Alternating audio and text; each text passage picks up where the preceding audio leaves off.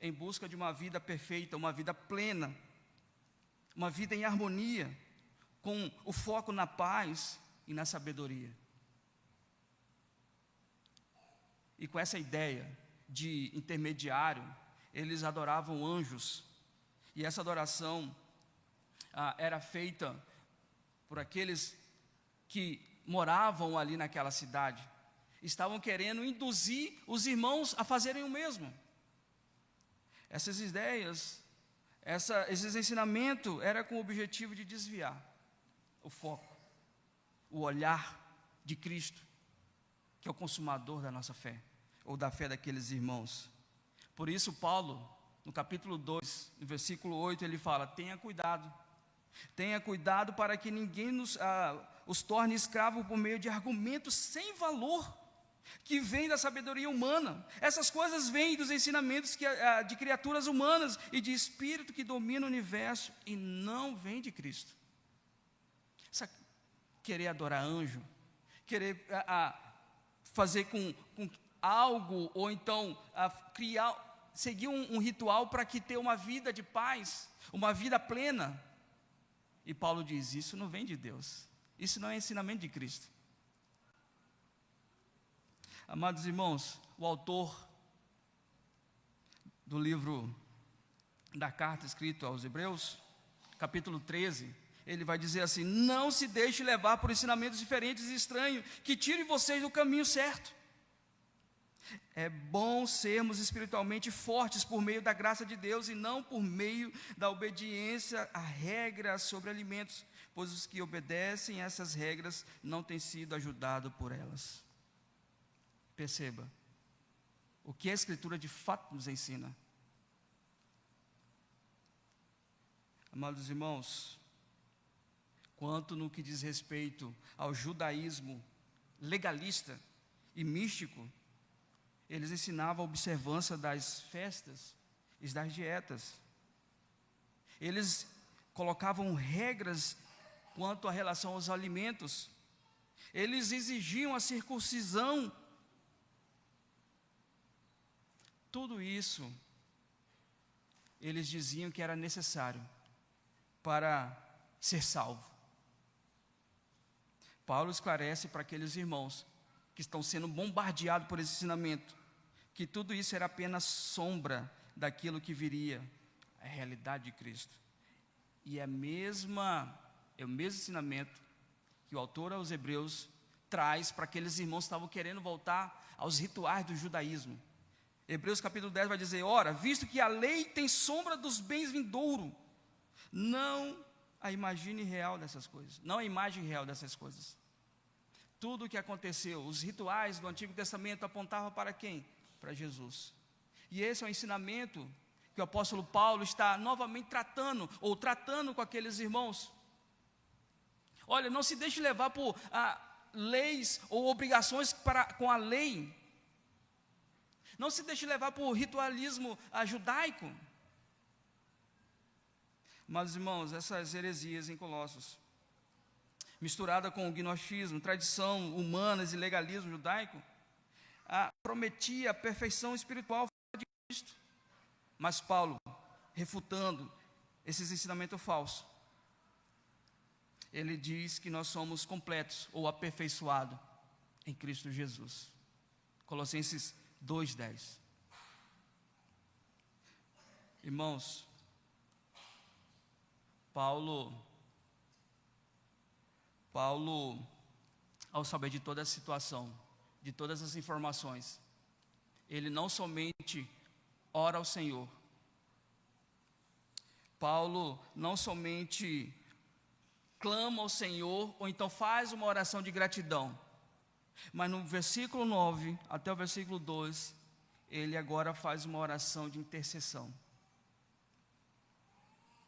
Ele ora ao Senhor para que essa fé em Cristo Jesus que os irmãos tinham, o amor que eles tinham um para com os outros, a esperança da vida eterna, os fortalecesse cada dia, os fizesse crescer mais e mais. E Paulo, ao fazer essa oração, nós podemos colocar aqui como uma a perspectiva de Paulo para com aqueles irmãos, mediante nessa oração nós podemos perceber isso. E quando ele vai tratar sobre o conhecimento, e que conhecimento é esse? Para que o conhecimento? Conhecimento de quê? Veja na sua Bíblia, por favor. Versículo 9. Por esta razão, temos nós, desde o dia que ouvimos, não cessamos de orar por vós e de pedir que transbordeis do pleno conhecimento da sua vontade. A perspectiva do apóstolo Paulo, sabendo que eles estavam firmes no Senhor, mas estavam sendo bombardeados por aquelas heresias, falsos ensinamentos. Então, Paulo tem a esperança de que cada dia mais eles possam conhecer, ter um entendimento, ter a sabedoria de quem é o Senhor e obedecer à sua vontade. Amados irmãos, esse conhecimento aqui, nós podemos colocar aqui como um conhecimento pleno ou mais profundo, e aqui está relacionado ao conhecimento da vontade de Deus, que vai além de simples entendimento intelectual. Os irmãos lembram da fé que não é a fé salvífica, a fé intelectual, que não te leva aos céus? Então Paulo, olha, vocês precisam desenvolver uma fé, uma esperança, um amor mais verdadeiro, ao ponto de vocês entender qual é o que Deus quer para a sua vida. Irmãos, e eu faço menção aqui de um comentarista bíblico, que ele diz: o apóstolo Paulo ora para que os colossenses sejam cheios do conhecimento da vontade de Deus, um entendimento que não é teórico nem oculto, mas espiritual. E não somente espiritual, mas prático. E esse conhecimento não é reservado somente para alguns, mas é acessível através da revelação de Deus em Cristo Jesus para todos. Nesse conhecimento surge ou nasce da comunhão com Deus, da intimidade com o Senhor, resultando em sabedoria para a vida diária e que leva a uma vida transformada por esse conhecimento, de saber o que Deus quer para nós, o que Deus queria para a vida daqueles irmãos.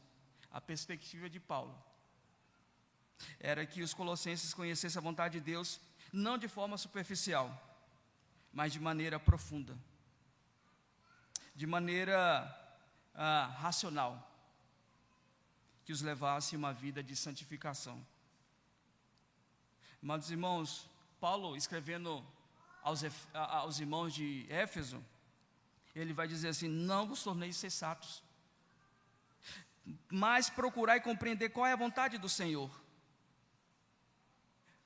Quando nós vamos para 1 Tessalonicenses capítulo 4, ele responde essa pergunta, ele fala: e essa é a vontade de Deus, a vossa santificação. Em Romanos capítulo 12, Paulo, ele mostra para nós qual é a vontade de Deus. Ele vai dizer, ele começa dizendo: e não vos conformeis com este século, mas transformai-vos pela renovação da vossa mente, para que experimenteis qual seja a boa, agradável e perfeita vontade de Deus. Amados irmãos, viver sob, debaixo da vontade de Deus, significa ser constantemente moldado pelos preceitos, pela palavra do Senhor. Paulo, em Gálatas capítulo 2, versículo 20, ele diz: assim já não sou eu que vivo, ou já não sou eu quem vive, mas Cristo vive em mim. E esta vida que eu vivo agora, eu vivo pela fé no Filho de Deus, que me amou e se deu a si mesmo por mim. Conhecimento pleno aqui, amados irmãos, da vontade de Deus, não apenas informa, mas transforma coração, e a atitude dos cristãos. Não basta eu saber quem é Deus, ou saber a história de Jesus Cristo. Essa história faz toda a diferença na minha vida. Ela molda o meu caráter, ela transforma a minha vida.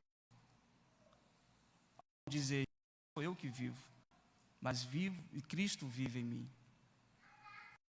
E é esta a vontade do Senhor para mim, para você, para que os irmãos, e Paulo, por isso que Paulo diz, ele fala que transbordei do pleno conhecimento da sua vontade. Olha que vocês por completo qual é a vontade dele para a sua vida. Uma frase que eu achei interessante. Um teólogo, John Stott, ele a vontade de Deus para o seu povo é um segredo escondido, mas uma verdade revelada. Precisamos buscá-la com o coração, humildade e desejo de obedecer. Conhecer a vontade de Deus é a maior sabedoria que o homem pode possuir, e viver segundo ela é a maior segurança. Charles Spurgeon diz essa frase. Mas, irmãos, Paulo, ele tem uma perspectiva, ele tem uma esperança. Por isso ele ora ao Senhor, primeiro agradecendo, porque eles têm fé em Cristo, porque eles desenvolvem o amor uns para com os outros. Ele tem esperança da vida eterna. Então Paulo, ele intercede para que aqueles irmãos que estão desenvolvendo, têm essas características, eles conheçam plenamente o que é que Deus queria para eles.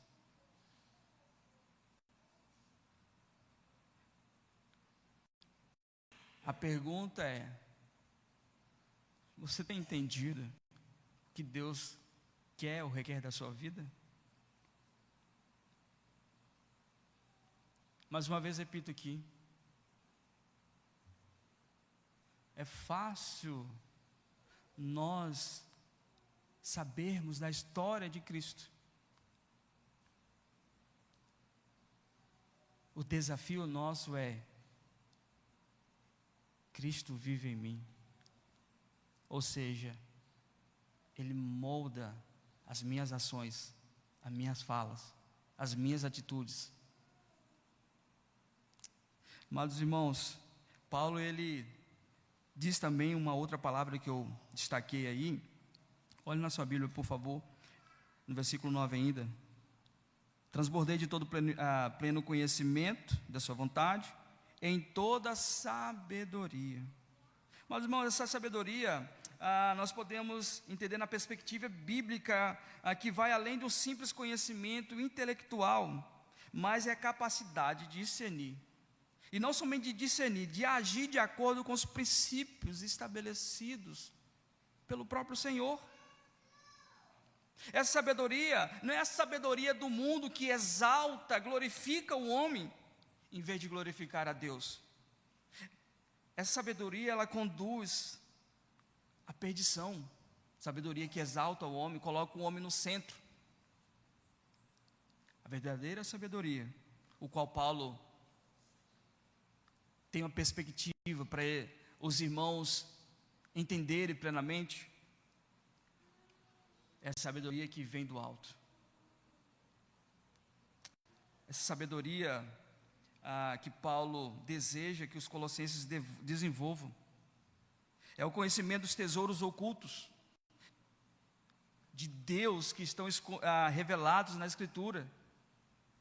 Ou seja, Paulo, ele intercede, ora ao Senhor pedindo não apenas não uma sabedoria técnica, intelectual, mas por uma sabedoria gerada pelo Espírito do Senhor, que leva o crente a andar de modo digno do Senhor.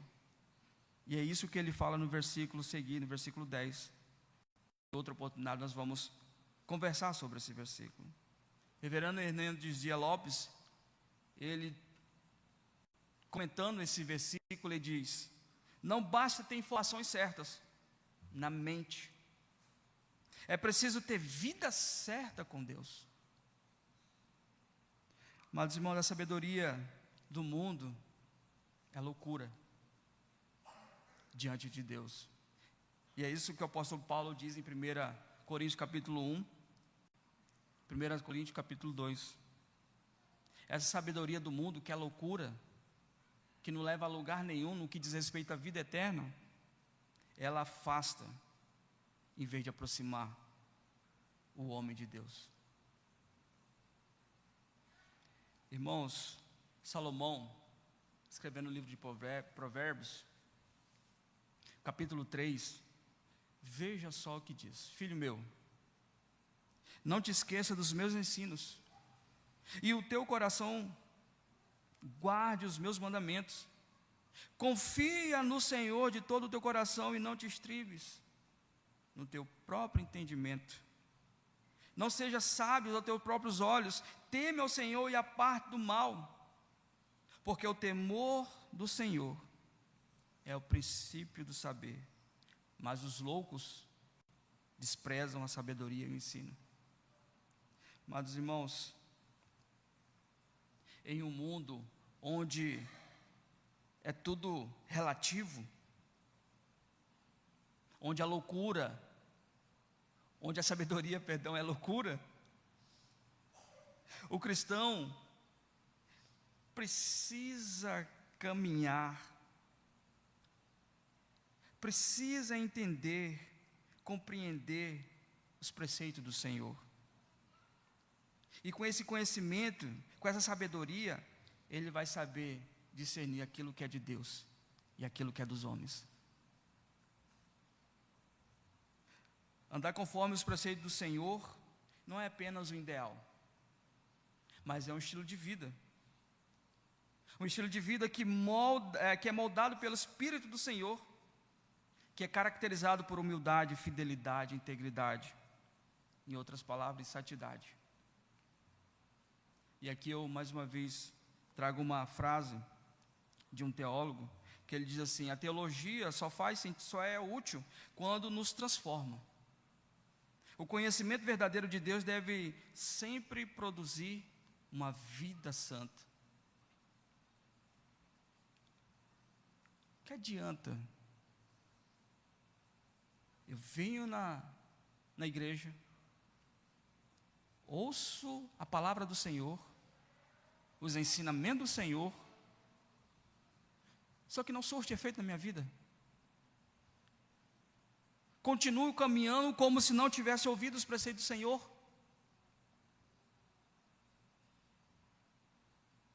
O apóstolo Paulo, ele diz: olha, vocês precisam conhecer qual é a vontade de Deus para a sua vida, com sabedoria que vem do alto.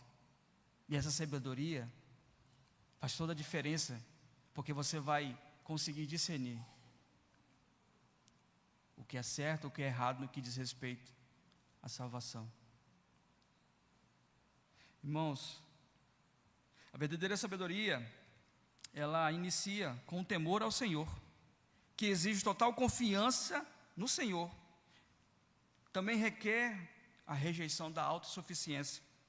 Para isso é preciso, eu e você, guardar no coração os preceitos do Senhor. E as informações que eu tenho, que eu adquiro, precisa surtir efeito na minha vida. A última palavra que eu destaquei é o entendimento, no versículo 9. No final do versículo 9 ele diz: entendimento espiritual. Ele ora, intercede pedindo que os irmãos transbordem de pleno conhecimento da vontade do Senhor, a sabedoria e, por fim, entendimento espiritual. E aqui, amados irmãos, eu destaco outra frase de um teólogo, que ele diz assim: sabedoria está relacionada ao discernimento da verdade divina, enquanto o entendimento espiritual se refere à sua prática, ou aplicação dessas verdades que nós recebemos. Ou seja, a sabedoria de Deus nos capacita a perceber o que é verdadeiro à luz da Escritura. E o entendimento espiritual nos ajuda a viver essas verdades espirituais que são reveladas na Escritura. E ambas, elas são indispensáveis para mim, para você, para aqueles irmãos de Colossos. Pois conhecer a verdade sem aplicar é revelar, evidenciar a fé morta, que não transforma a vida. Assim, amados irmãos, quando o apóstolo Paulo, ele intercede na expectativa de que os colossenses tenham pleno entendimento espiritual, significa que eles precisam viver de modo digno do Senhor. E esse conhecimento é um conhecimento na prática. Ou seja, eles precisam caminhar, andar, viver conforme assim Deus requer. E essa era a expectativa que o apóstolo Paulo tinha em sua mente ao fazer essa oração de intercessão. Fazendo, como nós dizemos, fazendo a exegese, eu lembrei do apóstolo João, escrevendo sua primeira carta, de um versículo que desperta muita atenção. Ele diz assim, 1 João capítulo 2, versículo 20: e vos possuís unção que vem do Santo, e todos têm de conhecimento. Quanto a vós outros, dizendo para aqueles irmãos ali que também estava sofrendo esses tipo de ensinamento falso, ele fala assim: quanto a vós outros, a unção que dele recebeste, de Deus, permanece em vós, e não tendes necessidade alguma de que vos ensine, mas com a unção vos ensina a respeito de todas as coisas. O que me desperta aqui, me chama a atenção é que, olha, eu e você somos tomados, direcionados, repletos do Espírito do Senhor, porque Ele habita em nós, Ele é o selo. Se nós temos o Espírito Santo, Ele nos capacita para entender a sua verdade, a sua palavra, o Evangelho. Então, nós precisamos, amados irmãos, valorizar essa presença, esse poder do Espírito Santo que está sobre nós, está conosco, está no nosso coração. Amados irmãos, entenda, Deus já te capacitou para entender o Evangelho.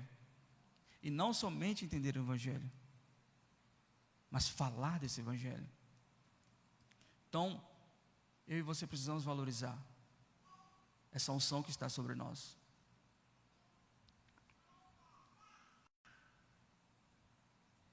Diante dessas verdades, quanto ao conhecimento, que o apóstolo tinha uma esperança, e ele então ora ao Senhor, já que os irmãos tinham fé, desenvolviam o amor, e tinha esperança da vida eterna. O apóstolo Paulo, então, ele tem a expectativa de que eles há de entender a vontade do Senhor. E quanto aos ensinamentos falsos, que ensinava a cumprir leis, regras, abstenções, não é isso que Deus requer de vocês. Mas o que Deus requer é que vocês entendam o que de fato Ele quer fazer na sua vida. E o que de fato Ele requer de vocês? E aí Paulo responde: a vossa santificação. E quanto à sabedoria? A sabedoria, ela não é provinda dos homens. Ainda que estudamos, somos bons estudantes, aprendemos, mas no que diz respeito à sua salvação, irmãos, no que diz respeito à vida eterna, somente o Espírito do Senhor pode esclarecer no teu coração. Amados irmãos, eu finalizo dizendo aqui, fazendo essa pergunta: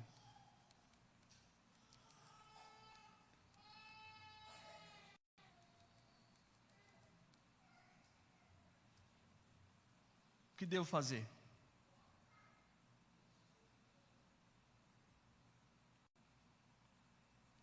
O que eu preciso fazer diante de tudo que nós dissemos aqui?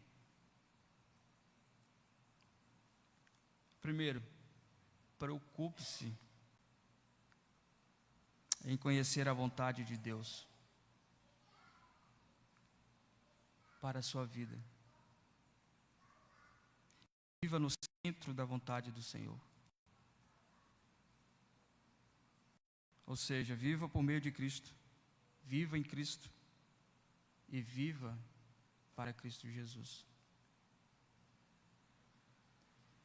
Diante de uma cultura que relativiza a verdade, eu e você precisamos caminhar com sabedoria divina, ou seja, bíblica, pois ela certamente vai te auxiliar a compreender ou discernir entre o que é de Deus ou entre o que é apenas aparência espiritual.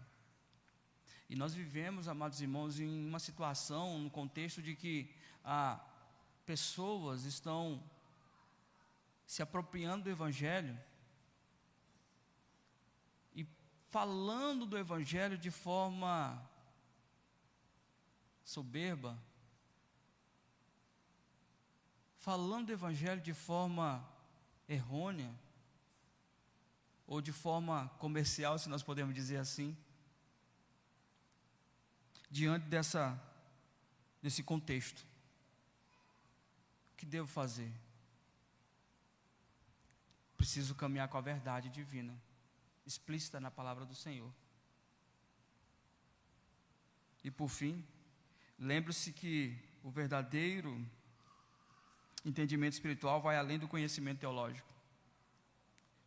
E aí tem essa frase do reverendo Hernandia Lopes: não basta ter informações certas na mente, é preciso ter vida certa com Deus. Meus irmãos, o apóstolo Paulo, ele, ministro do Senhor, Deus o comissionou para pregar aos gentios. Ele tem amor pela obra do Senhor. E esse amor faz com que ele escreva cartas, ensinando, trazendo a palavra do Senhor para o coração daqueles ouvintes. O que me desperta a atenção nessa carta é que ele começa com ações de graças. Depois ele faz uma oração de intercessão, clamando ao Senhor para que o entendimento daqueles irmãos sejam plenos no que diz respeito ao que Deus requer deles. Assim somos nós. Para você entender qual é a vontade de Deus para a sua vida, você precisa orar ao Senhor e ler a palavra do Senhor, porque aqui está a verdadeira sabedoria, os preceitos do Senhor. E a sabedoria faz toda a diferença, transforma a nossa vida.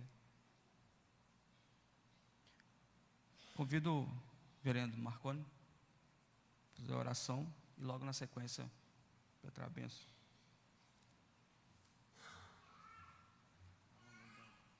Vamos ficar de pé, igreja? Vamos orar ao nosso Deus mais uma vez. Santo e amado Deus, a sua palavra ela é eficaz. Ela perfura o nosso coração de forma que nós não saímos vazios da sua igreja, da sua casa. Então, o nosso pedido ao Senhor é que aplique em nossos corações todo o teu querer, toda a tua vontade, para que assim, ó Deus, nós olhemos sempre para ti, para que nós, ó Deus, louvemos o seu nome de todo o nosso coração, de todo o nosso ser, de todo o nosso entendimento, e assim, ó Deus, façamos a sua vontade, conforme o Senhor requer de nós. Perdoa os nossos pecados, ó Deus, sara as nossas feridas, ó Pai. Aqueles que estão enfermos, eu me lembro agora da irmã Naninha, que o Senhor possa abençoá-la, curá-la conforme a tua vontade. os demais enfermos, ó Deus, que o Senhor possa fazer a sua vontade na vida de cada um. Que o Senhor seja louvado. Que os nossos amados jovens que estão caminho de volta para casa, que o Senhor possa abençoá-los, guardá-los, trazê-los, ó Deus, seguros para os seus lares, para os afazeres aqui da igreja. E que nós possamos sempre juntos, como igreja, adorá-lo e bendizê-lo, por hoje e por todo sempre. E que a graça do nosso Senhor e Salvador Jesus Cristo, com o amor de Deus, o eterno Pai, e que as doces e ternas consolações do Espírito Santo esteja sobre essa amada igreja, sobre a igreja do Senhor Jesus, aqui e em todos os cantos do mundo, em nome do Pai, do Filho e do Espírito Santo. Amém, amém e amém. Podeis assentar, amados. Enquanto o presbítero Rafael está vindo para cá, só para dizer que estou voltando, tá? Estou quase bom. Se Deus quiser, domingo que vem, a garganta já vai estar melhor.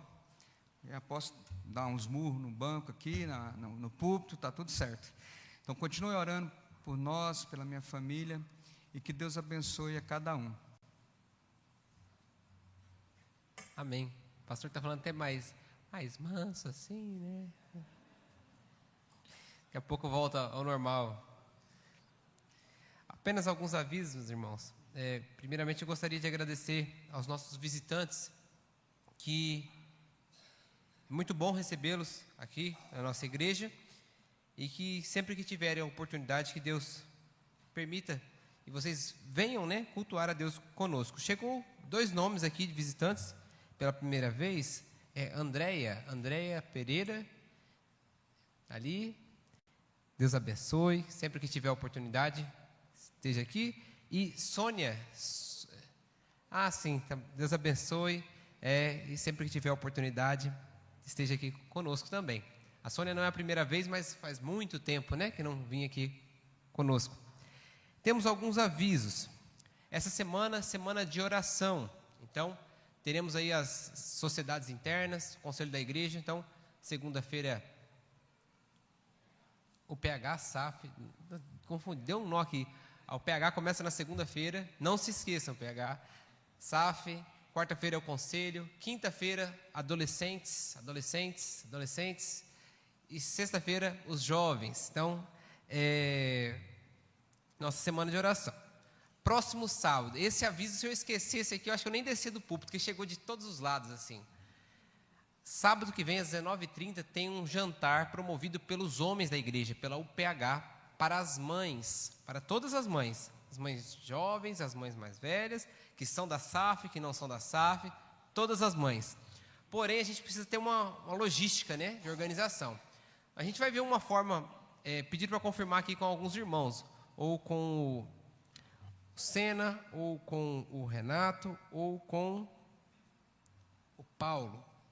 Então, a gente vai ver se a gente consegue organizar no grupo uma forma de você fazer essa confirmação. Mas você, mãe, até quarta-feira, a gente precisa ter essa confirmação para a questão do jantar. Às 19h30, aqui na igreja. Então, se você é mãe, você está convocada para estar prestigiando desse delicioso momento. Bom? Último aviso, só confirmar aqui. A Santa Ceia vai ser no próximo domingo, tá, irmãos? E no dia 18/5, sem ser agora no próximo domingo, no outro, nós teremos a EBD normal, que vai ser avisado como vai ser certinho, mas antes a gente vai ter uma assembleia extraordinária. Foi convocado aqui já, o pastor Evandro já avisou, mas só reforçando, uma assembleia extraordinária para que a igreja se pronuncie a respeito do nosso irmão, nosso jovem presbítero em disponibilidade, Paulo, né, que já serviu como presbítero por 28 anos aqui na igreja, e aí sobre a questão do título de presbítero emérito. Então, algo que vai acontecer antes da EBD, Assembleia Extraordinária. Todos os membros comungantes da igreja estão convocados. Precisa de quórum, tá, irmãos? Então, 9 horas, dia 18/5. Então, são esses os nossos avisos. Vão em paz, semana de oração. Deus abençoe.